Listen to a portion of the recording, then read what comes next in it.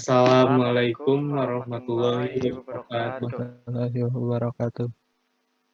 Perkenalkan, nama saya Muhammad Mizanul Lahir dengan NIM 2107620 dari kelas 1B beserta rekan saya. Perkenalkan, nama saya Galih Multili Cikri dengan NIM 2103739 dari kelas 1B. Perkenalkan, nama saya Nur Hikam dengan NIM 2101216 dari kelas 1B. Kami di sini dari kelompok 2 Prodi Mekatronika dan Kecerdasan Buatan ingin mempresentasikan tentang sejarah perkembangan komputer. Selamat menyaksikan. Sejarah perkembangan komputer. Komputer generasi pertama. Komputer pertama yang ada di dunia ini bernama ENIAC. Komputer ini dirancang oleh dua profesor dari Universitas Pennsylvania yang bernama Mauchly dan Ashgard. ENIAC ini berfungsi mulai tanggal 29 Juli 1947 dan berhenti beroperasi pada bulan Oktober tahun 1955. ENIAC ini memiliki lebih dari 18.000 tabung vakum, maka tidak aneh apabila ukuran komputer ini sangatlah besar. Dan juga apabila salah satunya rusak, maka komputer tersebut tidak akan bisa berfungsi lagi. Komputer ENIAC ini juga masih memerlukan energi sebesar 150 kW. Untuk komputer ENIAC ini adalah awal mula sekaligus pembuka dari masa komputer generasi pertama, yang memiliki ciri khas di mana komputer tersebut masih menggunakan tabung vakum. Tabung vakum ini berupa pipa kaca yang terletak di dalam vakum dan juga memiliki lubang pengantar arus listrik pada bagian tengahnya. Selain ENIAC, pada masa generasi pertama ini juga memiliki komputer yang bernama UNIVAC. FYI, untuk ukuran dari komputer ENIAC ini memiliki panjang sebesar 30 meter, lebar 0,9 meter, dan tinggi 2,4 meter. Atau apabila dihitung memiliki volume sebesar 64,8 meter kubik. Sebuah angka yang cukup besar apabila kita membandingkannya dengan komputer-komputer yang ada pada saat ini. Besarnya ukuran komputer ENIAC sendiri disebabkan oleh banyaknya tabung vakum, dioda kristal, pemancar resistor, dan kapasitor, di mana jumlah masing-masingnya adalah 17.468 tabung vakum, 7.200 dioda kristal, 1.500 pemancar, 70.000 resistor, dan 10.000 kapasitor. Benda-benda tersebut disambungkan dengan cara disolder sebanyak 5 juta kali. Tidak heran, ukuran komputer ENIAC ini sangatlah besar. Komputer generasi kedua. Masa komputer generasi kedua ini berkisar pada tahun 1958 sampai tahun 1963. Pada masa ini, komputer sudah tidak lagi menggunakan tabung vakum, melainkan sudah menggunakan transistor. Oleh perubahan tersebutlah yang menyebabkan ukuran komputer pada generasi kedua ini mengalami pengecilan sebesar 200 kali lebih kecil dari komputer generasi pertama. Komputer yang termasuk ke dalam generasi kedua ini yaitu komputer LARC atau Livermore Atomic Research Computer, IBM 7030 yang dibuat oleh IBM, dan juga PDP-H. Meskipun PDP-H ini diciptakan pada tahun 1965, namun dikarenakan desainnya yang masih menggunakan sistem yang sama seperti komputer generasi kedua, maka komputer PDP-H ini masihlah tergolong pada komputer generasi kedua. Komputer generasi ketiga. Komputer generasi ketiga terjadi pada tahun 1964 sampai tahun 1970. Komputer generasi ketiga ini sudah mulai diperkenalkan sebuah sistem baru yang bernama Sistem 360. Sistem 360 ini yang membuat komputer dapat melakukan multitasking atau proses ganda atau lebih. Pada kala itu, komputer generasi ketiga ini sudah mulai digunakan oleh NASA untuk melakukan penelitian astronomi mereka.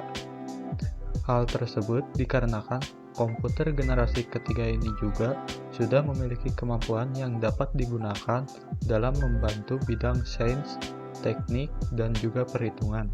Salah satu contoh komputer yang termasuk pada komputer generasi ketiga ini adalah komputer CDC 6600 yang dibuat oleh insinyur bernama Seymour Cray pada tahun 1968. Komputer generasi keempat. Pada tahun 1971, terciptalah sebuah komputer yang akhirnya menjadi sebuah ciri dari awal mula terciptanya masa komputer generasi ketiga, di mana pada tahun 1917 ini perusahaan bernama MITS membuat sebuah komputer bernama Altair 8800. Komputer Altair ini adalah komputer pertama yang masuk dalam kategori personal komputer. Meski demikian, sebutan personal komputer ini baru ada pada tahun 1981, di mana kala itu perusahaan besar IBM ingin ikut andil juga dalam perkembangan komputer generasi ketiga ini. Demi menyaingi komputer Altair 8800 yang dibuat MITS, perusahaan IBM membuat sebuah komputer yang dinamakan IBM PC 5150. Nama panjangnya dari komputer ini adalah IBM Personal Computer 5150, yang dimana dari nama tersebut terciptalah sebuah sebutan yang sering kita dengar, yaitu PC atau personal komputer. For your information, software yang digunakan dalam kedua personal komputer tersebut dirancang oleh perusahaan yang sama, yaitu perusahaan Microsoft. Perusahaan software yang masih berjaya pada masa ini, padahal dari di antara perusahaan IBM yang saat ini namanya sudah jarang didengar, dan juga MITS yang saat ini sudah hilang dari permukaan atau bangkrut.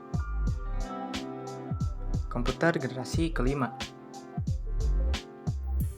Komputer generasi kelima terjadi pada tahun 1984 sampai sekarang, di mana pada generasi ini tidak memiliki terlalu banyak perubahan dengan komputer generasi keempat.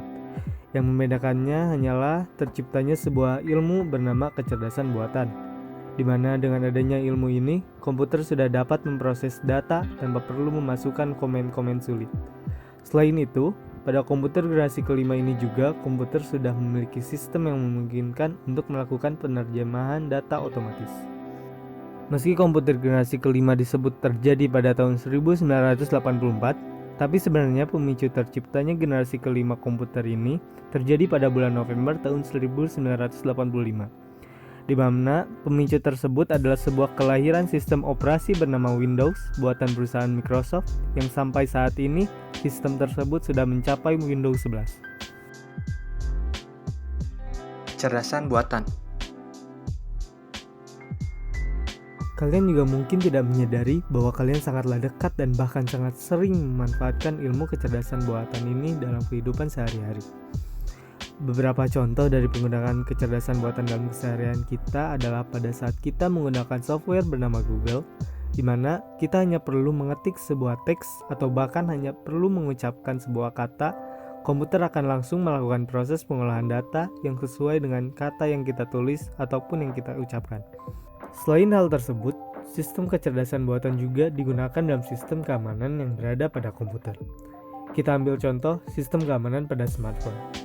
Pada smartphone sendiri, sistem keamanan sudah sampai menggunakan sidik jari, retina, ataupun suara.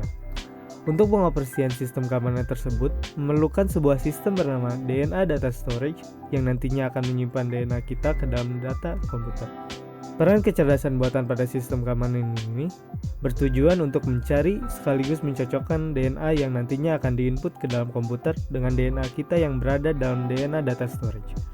Untuk perkembangan ilmu kecerdasan buatan sendiri sudahlah sangat pesat, di mana pada saat ini sistem kecerdasan buatan sudah bisa membuat robot berbicara. Berbicara yang dimaksud bukanlah si robot akan berbicara sendiri, melainkan sebuah komunikasi yang dilakukan antara robot dan manusia. Selain komunikasi juga, robot sudah dapat bergerak cukup bebas. Bahkan saat ini sudah tercipta robot yang dapat melakukan parkour.